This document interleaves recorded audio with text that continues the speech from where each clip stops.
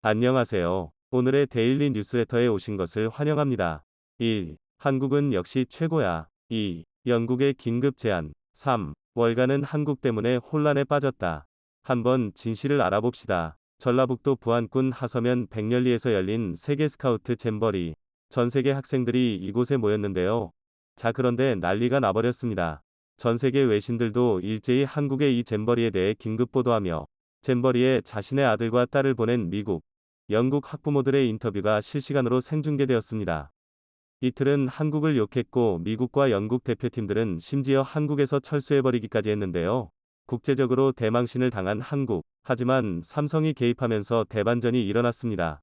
삼성이 개입한 지 하루 만에 한국을 욕하던 잼버리 참가 영국, 미국 부모들은 한국은 역시 최고야 라며 태도를 180도 바꿨는데요.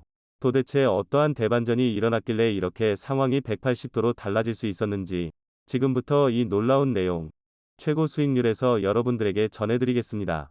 세계 스카우트 잼버리, 월드 스커트 잼버리는 세계 스카우트 연맹 WSM에서 주최하여 매 4년마다 열리는 세계 보이스카우트 멤버들의 합동 야영 대회이자 각국의 문화 교류를 위한 청소년 축제입니다. 본래 잼버리 라는 단어는 아메리카 원주민 언어로 유쾌한 잔치, 즐거운 놀이를 뜻하는 시바아리, SHIVAR니 라는 단어가 음이 바뀌어 전파된 것으로 스카우트의 창시자인 베이든 포우엘이 영국 런던 올림피아 경기장에서 열린 제1회 세계 야영대회를 이렇게 칭하면서 시작하였습니다. 대한민국에서는 1991년 제17회 세계 잼버리가 강원도 고성군에서 처음 개최되었고 2023년 현재 제25회 세계 스카우트 잼버리가 새만금에서 개최되고 있죠. 가장 처음 열린 세계 스카우트 잼버리는 참가국 수가 고작 34개국, 참가자 수는 8,000명 뿐이었습니다. 자, 그런데 이번 달 1일부터 한국에서 열린 제25회 세계 잼버리는 무려 158개국에서 43,232명이 참가했습니다. 대규모 국제행사로 바뀐 것이고 그만큼 한국에 대한 전 세계인들의 관심이 얼마나 뜨거워졌는지 증명된 자리였습니다. 자, 그런데 문제가 터졌습니다. 폭염에 대한 부족한 준비 등 열악한 환경 탓에 2023 세계 스카우트 잼버리 현장에서 철수한 영국, 미국 대원들의 부모들이 철수 이후에도 분을 사귀지 못하고 있습니다. 대회조직위원회의 부실 운영으로 잼버리를 제대로 즐기지도 못한 채 물러났는데 서울의 호텔조차 불편하다는 자식의 하소연을 듣고서 한국을 향한 비난이 국제적으로 쏟아지고 있습니다. 16세 아들을 이번 잼버리에 보낸 한 영국 엄마는 가디언, 현지 시간 5일 보도에 5일 퇴영에 서울의 호텔로 갔다는 소식에 안도했는데 호텔도 침대가 부족해 바닥에 잘 수도 있다고 한다 며 불만을 토로했습니다. BBC 방송에 따르면 5일 서울에 도착한 영국의 일부 대원들은 호텔방 하나에 5명씩 묵고 있으며 약 250명은 서울의 한 호텔의 연회장에서 잠을 잤습니다. 이 엄마는 그러면서 아이의 말로는 잼버리 야영장은 매우 덥고 화장실은 지저분했다 며 폭염에 활동이 취소돼 너무 심심해 구멍을 팠다고 했다고 밝혔습니다. 또 스카우트의 모토는 준비하라인데 한국 정부는 그렇지 않았다 며 한마디로 엉망진창이었다고 비판했습니다. 참가비가 너무 아깝다는 불만도 쏟아졌습니다. 미국 버지니아주 서에 사는 크리스틴 세이어스는 17세 아들 코리를 잼버리에 보내기 위해 6,500달러 약 850만원을 지불했다 며 아들은 그 돈이 얼마나 큰 돈인지 참가를 위해 가족이 얼마나 많은 희생을 했는지 잘 알고 있다 고 로이터 통신에 말했습니다. 이어 그런데 아틀의 꿈이 악몽이 됐다 며 우린 그 돈으로 훨씬 많은 것들을 할 수 있었다 고 후회했습니다. 한 영국 스카우트 지도자도 스카이뉴스에 폭염에 1시간마다 물 1L를 마시라고 했는데 3분의 1 정도가 깨진 물병을 받아 물이 샜다 며 돈을 지불한 만큼의 경험을 얻지 못하고 떠나게 됐다 고 아쉬워했습니다. 또 다른 스카우트 지도자는 아이들은 조직위원회의 준비 부족으로 일생에 한 번뿐인 기회가 낭비된 것에 속상해한다 고 상황을 전했습니다. 여학생 부모들은 특히 불결한 환경에 경악했습니다. 영국 한 대원의 엄마는 5일 BBC와 인터뷰에서 16세 딸에게 멋진 인생 경험이 될 줄 알았는데 생존 임무로 바뀌었다 며 딸은 샤워실과 화장실이 끔찍했다고 말했습니다. 쓰레기와 반창고, 머리카락 등으로 배수구가 막혀 있었다 고 분통을 터뜨렸습니다. 상황을 견디지 못한 한 영국 대원의 부모는 아예 영국으로 조기 귀국하라고 말했다. 고 방송에서 밝혔습니다. 일각에선 조기 퇴영에 대해 아쉬워하는 기류도 있습니다. 두 자녀를 잼버리에 보낸 영국 부모는 한국 정부가 현장 운영을 맡았지만 여전히 엉망이었기 때문에 아이들을 현장 밖으로 이동시킨 것은 최선의 조치라면서도 아이들은 국제적인 교류와 활동을 경험하길 바라므로 정부와 기업 등이 많이 지원해줘 다시 현장에 돌아가길 바란다. 고 스카이뉴스에 말했습니다.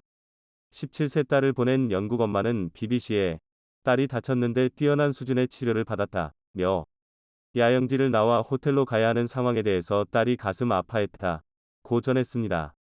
15세 딸을 보낸 영국 엄마도 아이들이 행사가 일찍 끝나서 모두 망연자실했다고 전했습니다. 주최 측이 받은 참가비는 1인당 약 900달러, 약 120만원, 지만, 항공료 등을 포함하면 실질적인 참가비는 수백만 원에 달하는 것으로 알려졌습니다. 전 세계 3만여 명의 학생들과 그 부모들은 수백만 원을 아껴서 한국에서 특별한 경험을 하기 위해 돈을 지불했는데 이번 사태로 한국은 국제적 망신을 당하게 됐습니다. 전북 부안 새만금에서 열리고 있는 이번 대회에는 158개국 청소년 만 14에서 17세 스카우트 대원 3만여 명과 지도자 운영 요원 등 4만 3천여 명이 참가했지만 폭염과 열악한 환경으로 영국 4,400여 명, 미국 1,500여 명, 싱가포르 60여 명 등 3개국 6,000명가량이 철수하기로 하면서 150개국 37,225명가량만이 남게 됐습니다. 새만금 잼버리에 자녀가 참석했다는 학부모 A씨는 3일 MBC 라디오 김종배의 시선집중과 인터뷰에서 아무리 잼버리 정신이라지만 최소한 위생적이고 깨끗하게 해주는 등 기본은 갖추고 야영시켰어야 한다. 고 분통을 터뜨렸습니다. A씨는 체감온도가 40도에 육박해 탈수로 병원에 갔다 온 애들도 있는데 내외빈 입장하는데 모두 일어나 주십시오. 큰 박수 부탁드립니다라며 무려 25분간 알파벳 순으로 입장할 때 애들을 도열시켜 완전히 지치게 했다고 했습니다. 이어 참가국 애틀이 1인당 100만원 이상씩 냈다면 430억 원, 그리고 정부 보조금이 있는데 팔레트를 깔고 자라니 이해가 안 된다 면서 샤워 시설이 천막으로 돼 있어 옆에서 다 보였다. 화장실도 더럽다고 하더라 라고 지적했습니다. 세계 스카우트 잼버리 SNS 공식 계정에는 해외 참가자들의 부모로 보이는 이들이 작성한 프로답지 못한 행사다. 모든 게 통제 불능 상태다. 부끄러운 줄 알아라 등의 댓글이 눈에 띄었습니다. 주최 측이 행사를 무리하게 강행했다. 는 항의성 글들은 물론 대체 무슨 일이 벌어지는 거냐 고 묻는 외국인 부모도 있었습니다. 한 학부모는 행사가 끝난 뒤 물이 안 나와 새벽 2시까지 아이가 못 씻고 있다 라며 참가비를 내고 사기를 당한 게 아닌가 할 정도로 분노하고 있다 라고 썼습니다. 그는 화장실은 관리가 안 돼 역겨워 사용을 못할 정도이고 밥은 맛이 없고 양이 적다. 매장에선 물건을 비싸게 판다 라며 아이가 제발 집에 가고 싶다고 데리러 오라고 한다. 외국인 친구들도 너희 나라 수준이 이 정도냐고 하는데 창피하다고 한다 고 썼습니다. 자, 그런데 이렇게 엉망이 되어버린 한국의 이미지에 대반전이 일어났습니다. 바로 삼성을 중심으로 한 한국 대기업 군단이 직접 개입한 직후의 말이죠.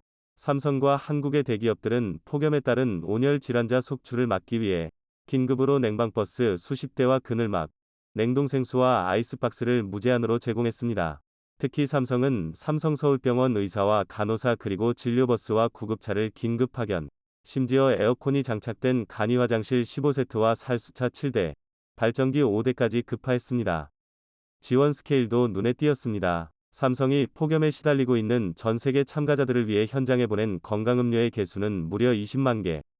해당 트럭이 현장에 도착해 공개되자 수만 명의 글로벌 참가자들은 땡크 유 삼성이라며 일제히 환호를 지른 것으로 알려졌습니다. 이외에도 SK, LG, 한진 등 대기업들이 대형 트럭 수백 대를 현장에 보내 음료와 식품, 현장 관리 인력 수백 명을 급파해 단 하루 만에 최악이었던 현장을 세계 최고의 야영지로 바꿔버리자 현지 반응은 상상을 초월할 만큼 뜨거웠습니다. 한 외국인 참가자는 이건 말도 안 되는 속도다. 다른 나라 같았으면 이렇게 지원하기까지 최소 1주에서 한 달은 걸린다. 그런데 우리가 불평하자마자 하루 만에 삼성과 한국 대기업들이 이렇게 시원한 음료부터 심지어 삼성 의료진까지 파견해 우리를 보살펴주었다. 이건 기적이다 라고 전했습니다.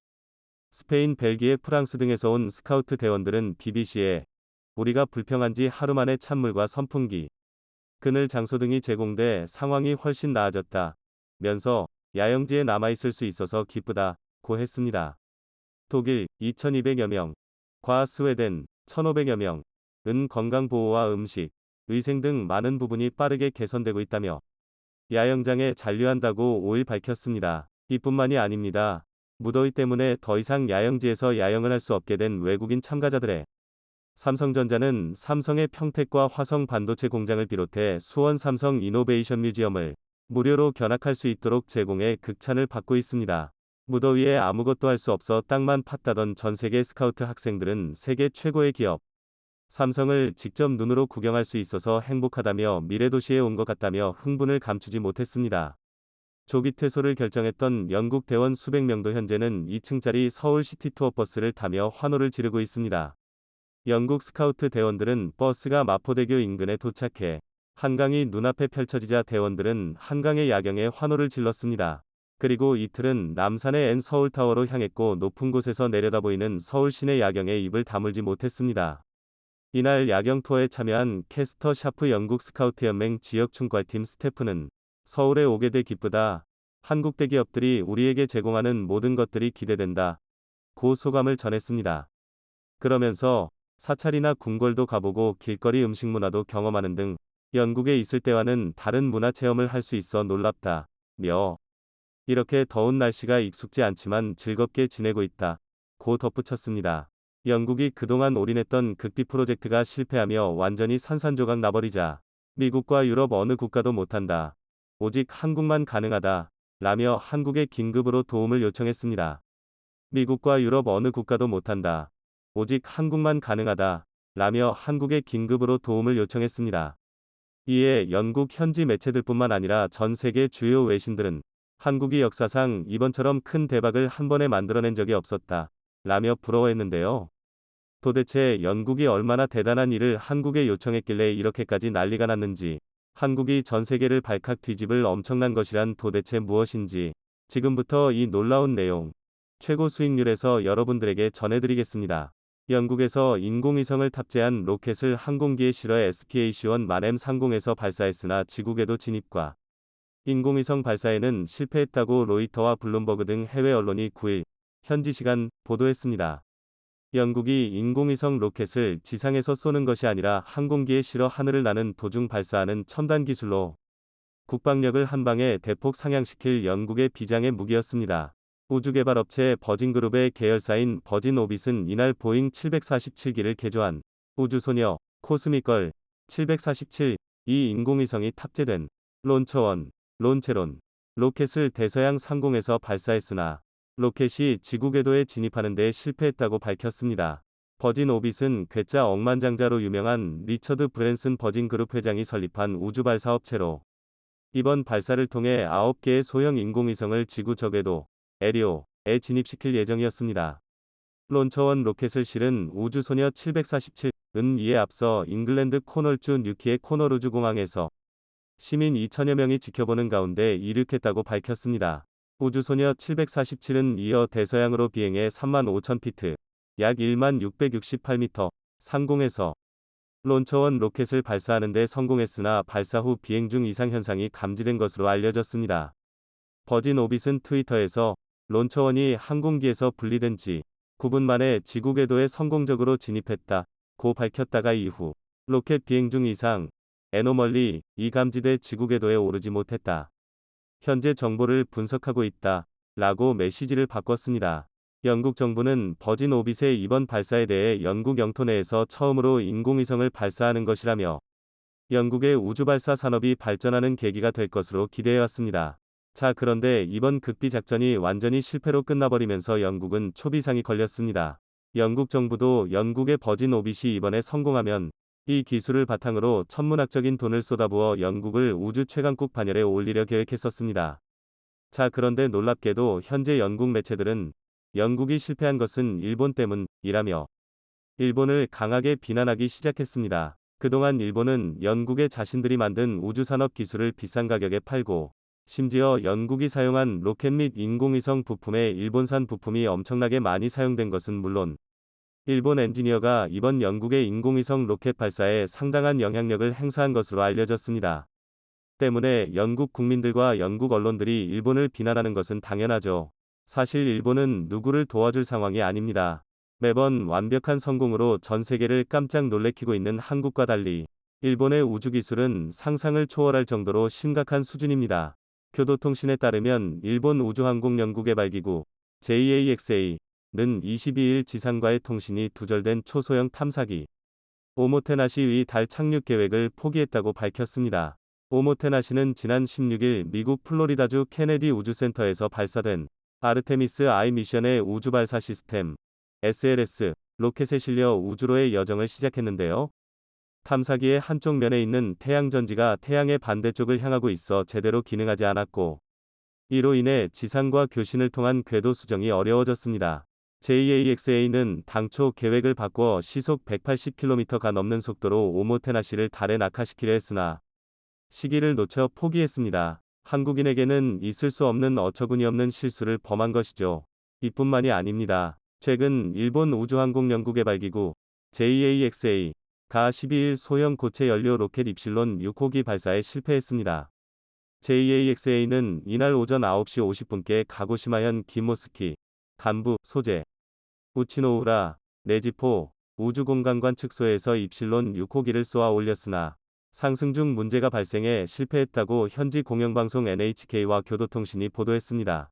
JAXA는 발사 직후 로켓이 안전한 비행을 할 수 없다고 판단해 오전 9시 57분께 기체를 파괴하라는 신호를 보냈습니다. JAXA는 이날 오후 기자회견을 열어 목표 자세에서 벗어나 지구를 도는 궤도에 의성을 진입시킬 수 없다고 판단해 파괴를 지시했다 라고 설명했습니다. 마토가와 야스노리 적천태선 JAXA 명예교수는 고체 연료 로켓은 기술적으로 어려운 점은 없다 라며 부품 결합이나 품질 관리에 문제가 있을 수 있다 라고 설명했는데요. 하지만 일본 언론은 자국의 기간 로켓 중 하나인 입실론 발사 실패로 상업위성 수주를 추진하는 일본 정부에 아문이 드리워졌다고 평가했습니다. 교도통신은 일본 로켓은 다른 나라 로켓보다 발사 비용이 많이 들지만 실패하지 않는다라는 안정감이 특징이었다 라며 로켓 발사 실패로 큰 타격을 받게 됐다 라고 분석했습니다. 일본의 이번 실패를 지켜본 영국뿐만 아니라 수많은 주요국이 일본과의 계약을 취소해버린 뒤 한국으로 몰려오기 시작했습니다. 놀랍게도 일본이 실패한 입실론 6호기, 한국은 최근 한국판 입실론을 발사하는 데 성공했습니다. 그것도 아주 완벽하게 말이죠. 국방부는 30일 국내 기술로 개발한 고체 추진 우주발사체 시험 비행에 성공했다고 밝혔습니다. 지난 3월 성능 검증을 위한 첫 시험 발사에 성공했다고 밝힌 지 9개월 만입니다. 발사체 시험이 예고 없이 이뤄지면서 전국 각지에서 발사체 궤적을 목격한 시민들의 제보가 이어졌습니다. 심지어 일본과 중국에서도 해당 로켓 발사 장면이 뚜렷하게 관측되며 신고가 쏟아졌는데요. 국방부 대변인실은 이날 우주안보 경제시대에 맞춰 독자적 우주 기반 감시정찰 분야의 국방력 강화를 위해 고체 연료 추진 방식의 우주발사체를 비행시험했다고 밝혔습니다. 국방부는 이어 이번 비행시험은 지난 3월 30일 비행시험의 후속 시험으로 향후 몇 년간 개발 과정을 거쳐 성과를 내도록 하겠다며 우리 군은 우주를 포함한 국방력 강화에 계속 매진하겠다고 했습니다. 이날 발사체는 목표로 했던 고도 450km에 도달한 것으로 알려졌습니다. 정부 고위 관계자는 통화에서 오늘 시험으로 목표한 것들이 성공적으로 이뤄졌다고 말했습니다. 고체 연료를 기반으로 하는 추진기관은 소형 위성이나 다수의 초소형 위성을 지구 저궤도에 올릴 수 있는 우주 발사체에 사용됩니다. 개발에 최종 성공하면 군의 감시정찰 강화와 국내 우주산업 활성화에 기여할 것으로 정부는 보고 있습니다. 고체 연료 추진기관은 액체 연료를 사용하는 것보다 가격이 상대적으로 저렴하고 구조가 간단합니다. 이 때문에 대량 생산과 신속한 발사가 가능합니다. 일본의 입실론 6호보다 강력한데 대량산까지 가능하다 보니 전 세계 주요국들로부터 러브콜이 쏟아지기 시작했습니다. 한미 미사일 지침은 고체 연료 기반 발사체 사용을 제한해왔지만 이 지침이 지난해 5월 한 미정상회담을 계기로 종료되면서 국방부와 국방과학연구소 ED의 개발에 속도가 붙었습니다. 국방부는 앞서 지난 3월 30일 국내 기술로 개발한 고체 추진 우주발사체 첫 시험 발사에 성공했습니다. 시연 발사에서는 우주 발사체 필수 기술인 대형 고체 추진기관, 페어링 분리, 단 분리, 상단부 자세 제어 기술 검증 등이 이뤄졌습니다. 국방부는 당시 시연 발사 성공을 밝히며 최근 북한이 모라토리엄을 스스로 파기하는 대륙간 탄도미사일 ICBM을 발사하는 등 매우 엄중한 시기에 고체 추진 우주 발사체의 시연 발사 성공은 우리 군의 독자적 우주 기반 감시 정찰 분야의 국방력 강화에 있어 중요한 이정표라고 의미를 부여한 바 있습니다. 영국이 일본과 우주 동맹을 완전히 끊어버리고 한국에 올인하겠다고 선언한 이유는 이뿐만이 아닙니다. 최근 한국이 공개한 엄청난 기술, 전 세계를 발칵 뒤집을 만한 강력한 기술을 바로 한국이 공개했습니다. 한국의 첫 민간 발사체인 한비 TLVV 하이브리드 로켓 엔진은 연료의 경우 고체를, 산화제는 액체를 씁니다. 원래 일반적인 로켓 엔진은 연료와 산화제가 액체든 고체든 같은 성질로 통일되어 있습니다. 액체 엔진은 연료로는 등유나 액체 수소, 산화제로는 액체 산소를 많이 씁니다. 고체 엔진은 연료로는 니트로글리세린을 많이 쓰고 산화제로는 질산암모늄 같은 물질을 주로 활용합니다. 액체 엔진은 미국의 세턴 5호, 한국의 누리호 등 민간 로켓에 주로 들어갑니다.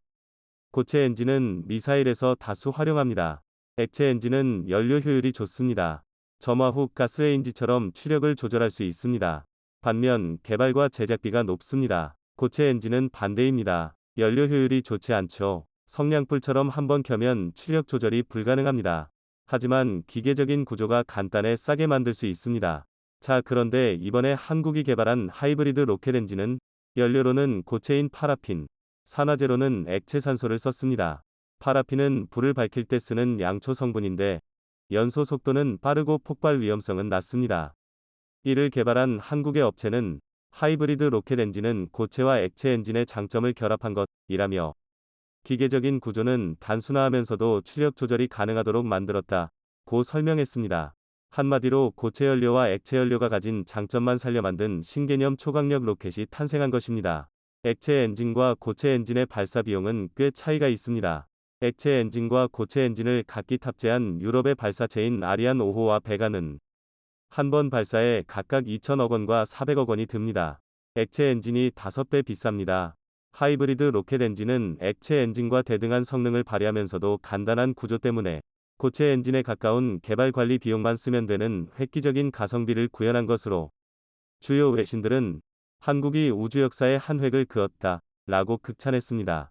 이것이 끝이 아닙니다. 지난해 8월 12일 페리지 에어로스페이스 옥천 공장에서 크레인에 줄을 단 로켓 블루웨일 로켓 0.3 버전 2 굉음과 함께 불을 내뿜더니 6m 높이를 솟구쳐 올랐습니다. 드론처럼 자세를 유지하던 로켓은 이내 제자리로 착륙했습니다. 발사 이후 제자리로 돌아왔을 때 오차는 50cm보다 작아 성공적이었습니다.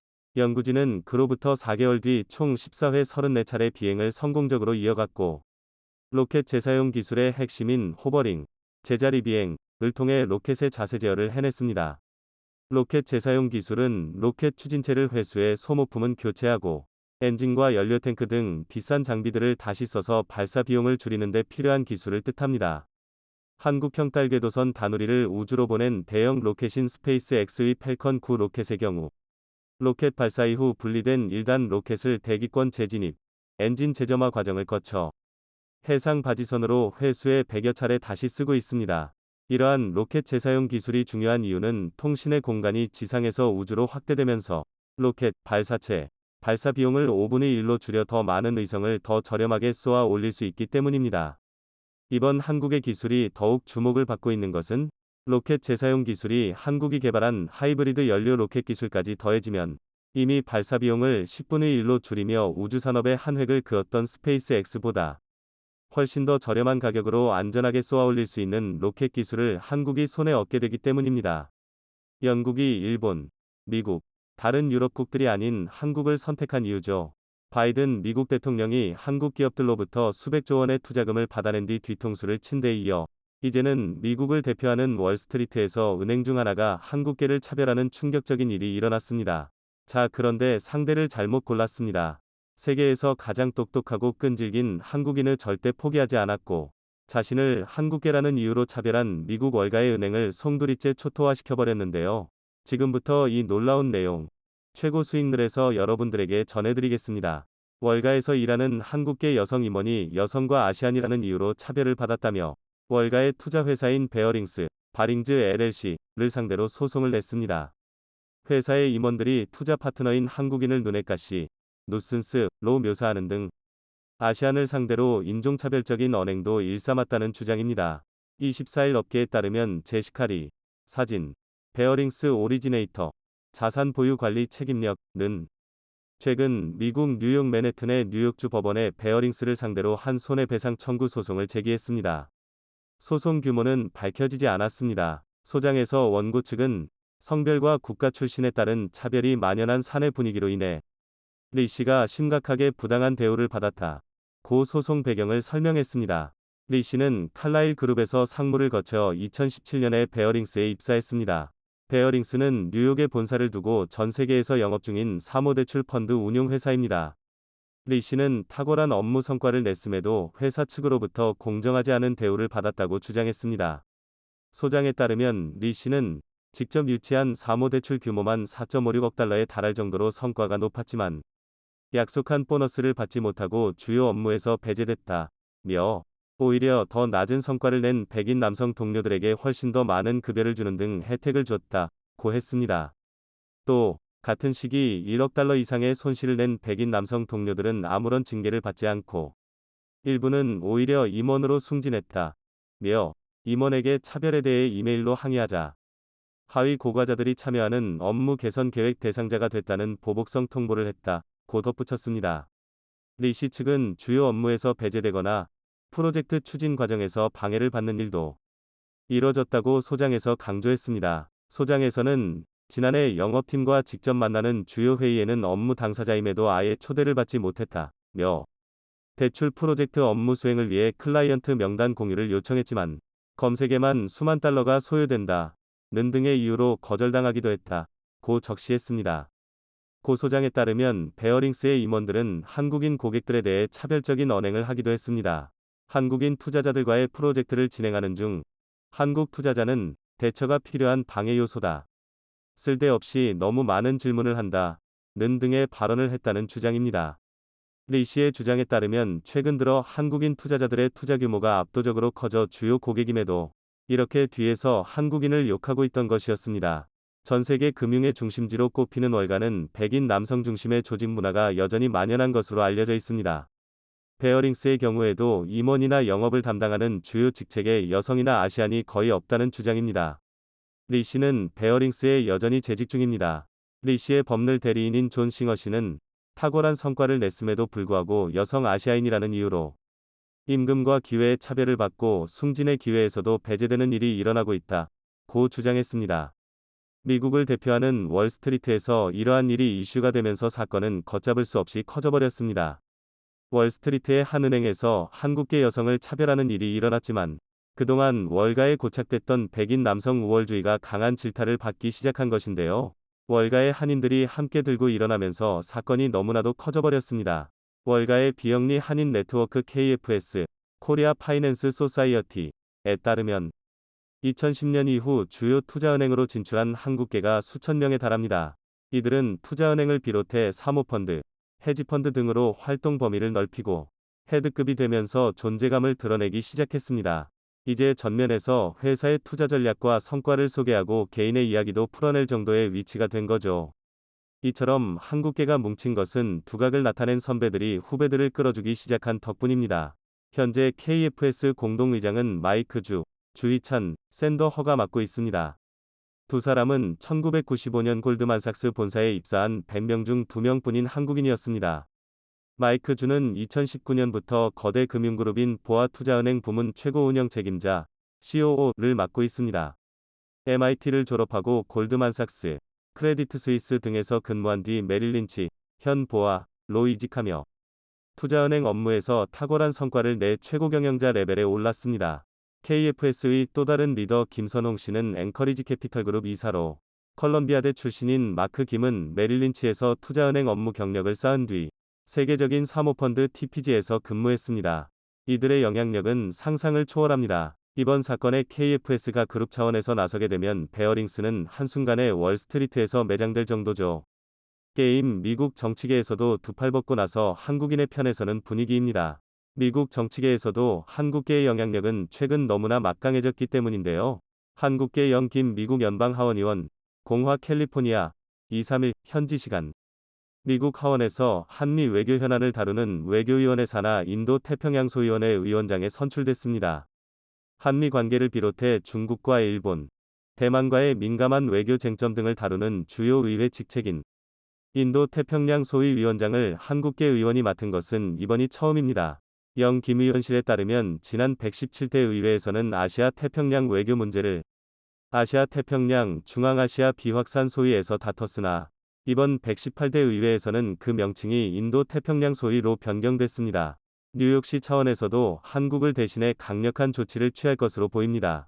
놀랍게도 얼마 전 미국 뉴욕에서는 한국계 교포가 시의원에 당선돼 화제가 됐었죠.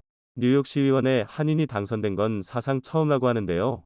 세계 경제 문화 중심지인 뉴욕의 정책 결정에 한인이 영향력을 행사하게 되면서 뉴욕 한인계가 미 주류 사회로 도약하는 발판이 됐다는 평가입니다.